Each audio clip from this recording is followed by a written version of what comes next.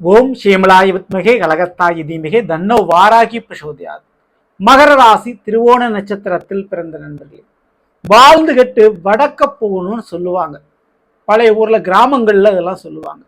அப்படி வாழ்க்கையில ரொம்பவும் கஷ்டப்பட்டு ரொம்பவும் பின்தங்கி இருக்கக்கூடிய உங்களுடைய வாழ்க்கையில குரு விடாது துரத்த போகும் 2 கிரகத்தால், அதாவது ஒரு 3 கிரகத்தினுடைய சேர்க்கையால் இழந்தது அனைத்தும் வேறு வழியில் உங்களுடைய வாழ்க்கையில கிடைக்க போகுது.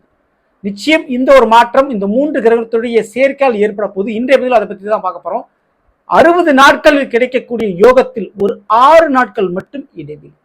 ஸோ இன்றைய பதில் அதை பற்றி பார்த்துருவோம். பதிவு ஃபுல்லாக பாருங்க நம்ம சேனல்ல. ஏற்கனவே குருனுடைய அதிசார வக்ர பிரிச்சு பலங்க பதிவிட்டாச்சு. பார்க்காதவங்க சேனலை பாருங்க. மேலும் நான் டிஸ்கஸ் லிங்க் தரேன், பிரஸ் பண்ணி பார்த்து பயனடைஞ்சுங்க. மறக்காம நம்ம சேனலை சப்ஸ்கிரைப் பண்ணி கூட தர பெல் ஐக்கான பிரஸ் பண்ணிட்டு பக்கத்தில் ஒரு ஆல் பண்ணி தவறாமல் செலக்ட் பண்ணிச்சுங்க. அப்படின்னா நான் விடக்கூடிய அடுத்தடுத்த பதிவுகள் உங்களுக்கு உடனுக்குடன் நோட்டிஃபிகேஷனாக வந்து சேரும். நல்லதே நடக்கும். ஓம் நம சிவாயம். எல்லாம் வல்ல ஸ்ரீ பாராகியம்மன் திருவடி சரணம். இன்றைய பதிவில் மகர ராசி திருவோண நட்சத்திரத்தில் பிறந்த நண்பர்களே, குருவானுடைய அதிசார பெயர்ச்சி அக்டோபர் மாதம் 18ஆம் தேதி மிதுன ராசியிலிருந்து கடக ராசிக்கு பயிற்சி அடைஞ்சு உச்சமடைந்த நிலையில் இருக்கிறார் இந்த குரு பகவான்.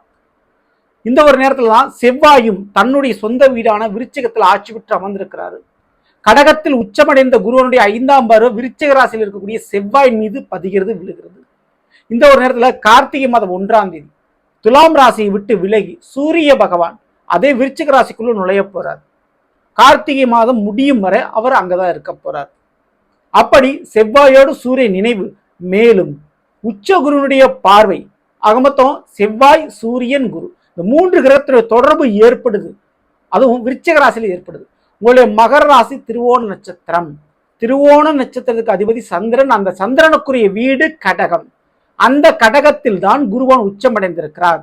உங்களுடைய மகர ராசிக்கு நேரடி 7ஆம் வீடு தான் கடகம். ஓகேங்களா? அப்போ திருவோண நட்சத்திரக்காரர்களுக்கு இந்த குரு சூரியன் செவ்வாயினுடைய சேர்க்கையால் ஒரு மாற்றம், ஒரு ஏற்றம் சொன்னா அது சரியா பொருந்தும். ஓகேங்களா?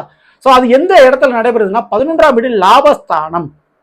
அப்போ திருவோண நட்சத்திரக்காரர்களுக்கு இந்த பணம் வந்தா 10ம் பறந்து போகும்னு சொல்லுவாங்க.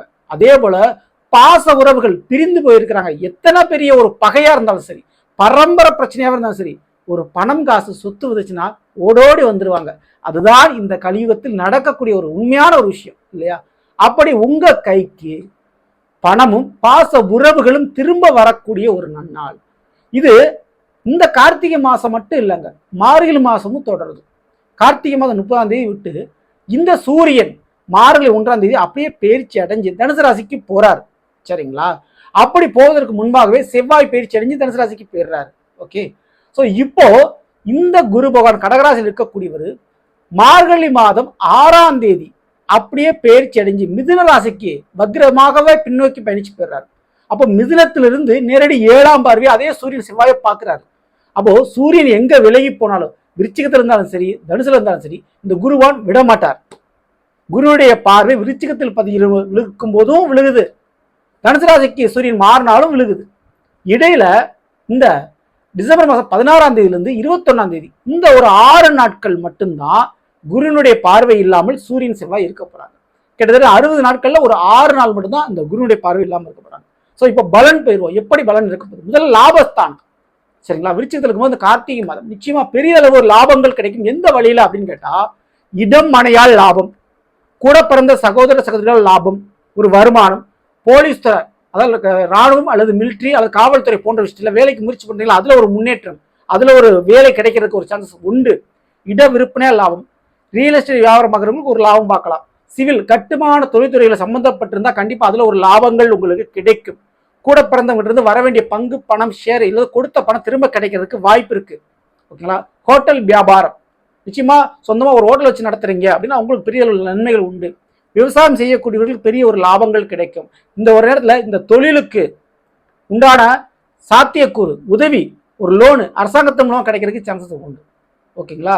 ஸோ கண்டிப்பா இதன் மூலமா ஒரு பெனிஃபிட் இருக்கும். கவர்மெண்ட் சைட்ல இருந்து ஒரு லோன் உதவியோ இல்லை நீங்க வாங்கின கடன் தள்ளுபடி அடைவதற்கோ வாய்ப்புகள் உண்டு. அப்போ திருவோண நட்சத்திரக்காரர்களுக்கு இந்த வழியில ஒரு நன்மைகள் இருக்குதுங்க. சரிங்களா? ஸோ அதுல நீங்க கவலைப்படாம இருக்கலாம். இல்லை அரசு வேலைக்கு முயற்சி பண்றீங்களா, கிடைப்பதற்கு சாத்தியக்கூறு அதிகம் உண்டு. இப்போ செவ்வாய் சூரியன் இந்த 2 11 லாபஸ்தானத்தில் நல்லா அரசு வழியிலும் கூட பிறந்த சகோதர சகோதரிகள் வழிகளிலும் லாபம் உண்டு. இல்லை அதுல இருந்து பிரச்சனைகள் ஒரு முடிவுக்கு வரும். ஏன் அது முடிவுக்கு வரும்னா குருவினுடைய பார்வை கிடைக்குது. ஓகேங்களா, குரு பார்க்கிறாரு. அப்போ கண்டிப்பா அந்த 2 விஷயத்தாலும் ஒரு நன்மைகள் உண்டு, லாபங்கள் உண்டு.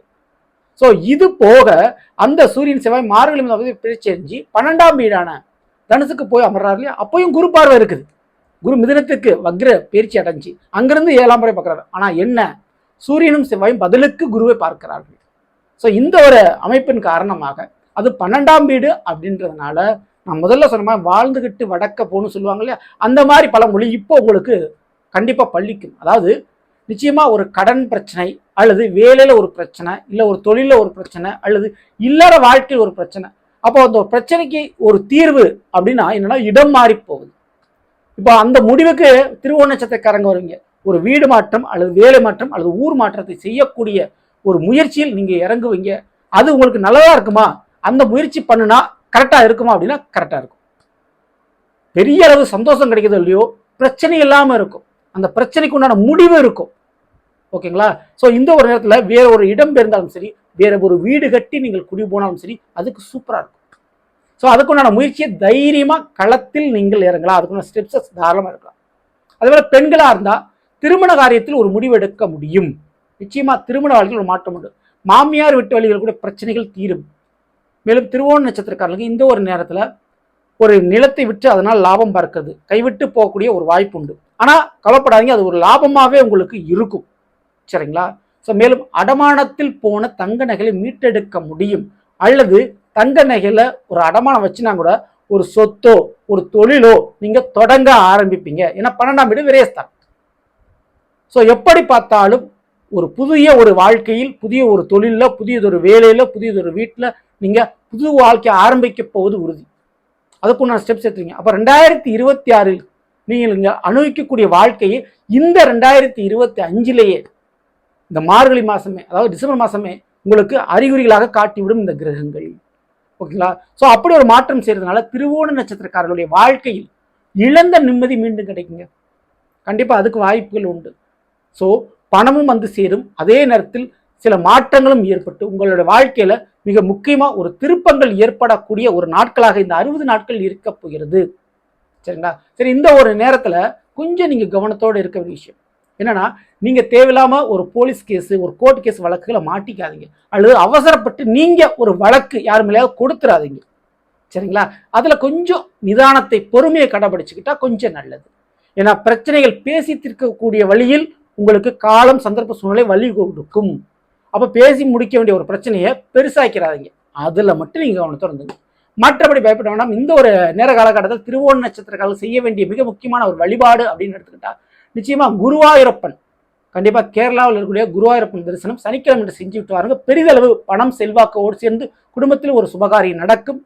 மேலும் அங்கு செல்ல இயலாதவர்கள் குரு, அதாவது வியாழக்கிழமை குருவாரம் சொல்லுவாங்க, அந்த நாட்கள்ல பெருமாளை போய் வணங்குங்க. அப்படி வணங்கும் பொழுது பெருமாளுக்கு நெய்வேத்தியமாக இனிப்பு வகை லட்டோ ஏதோ ஒன்று நெய்வேத்தியமாக எடுத்து செல்வது, வாங்கி போய் படைப்பது ரொம்ப ரொம்ப உங்களுக்கு நல்லது. தவறாமல் நீங்க பண்ணீங்க. ஸோ நல்ல நாம் இன்றைய மகர ராசி திருவோண நட்சத்திரத்தில் பிறந்தவர்களுக்குரிய பலனை பற்றி பார்த்து நிச்சயமா உங்களுக்கு பயனுள்ள பதிவாக இருக்கும்னு நினைக்கிறேன். பிடிச்சிருந்தாலும் நண்பர்களுக்கும் உறவினருக்கும் மறக்காமல் செய்யுங்கள். இதுவரை நம்மளுடைய சேனலை சப்ஸ்கிரைப் பண்ணாமல் இருக்கும், சப்ஸ்கிரைப் பண்ணுங்க. கூட தர பெல்லைக்கான ப்ரெஸ் பண்ணிட்டு பக்கத்தில் ஒரு ஆல்ரவுண்டர் ஆப்ஷன் சொல்லி தவறாமல் செலுத்தி. மேலும் அடுத்த சந்திப்போம். நன்றி, வணக்கம். நல்லதே நடக்கும். நம சிவாயும். எல்லாம் அல்ல ஸ்ரீ பாராயும். திருவடி சரணம்.